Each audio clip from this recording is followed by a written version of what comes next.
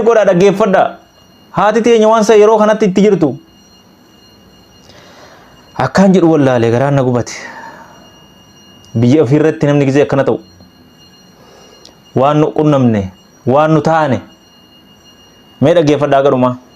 Kamin diniif karaa wasitti qabane isaan diniif. Gaaratti galchanii akka bofaa akka bineensaatti ari'anii kaartunnuu tolfin galchanii isaan diniif. Oromoo yoo taane hin duunaayi. Hin duunaa.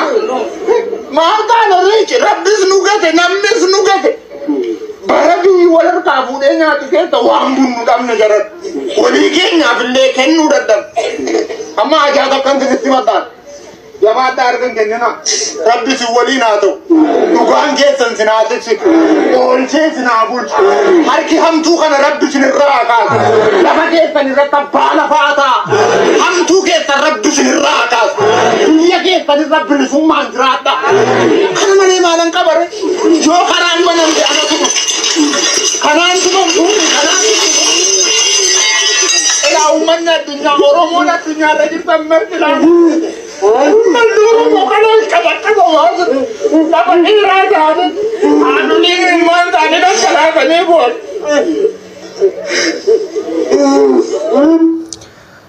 Laala viidiyoo tana mee suuraa amma asirratti agartan kan laala. Kanaan haadha teenya fixu jiran. Kanaan abbootii teenya maanguddoo teenya fixu jiran. Kanaan gartee ijoollee xixiqqoo daa'imman fixu jiran. Ijji teetaa kana agartee akkamiin viidiyoo tana bira dabarta osoo sheerin goone. Kanaan saba keenya fixu jiran. Kanaan haadholii teenya gartee fixu jiran. Viidiyoo tana agartee akkamiin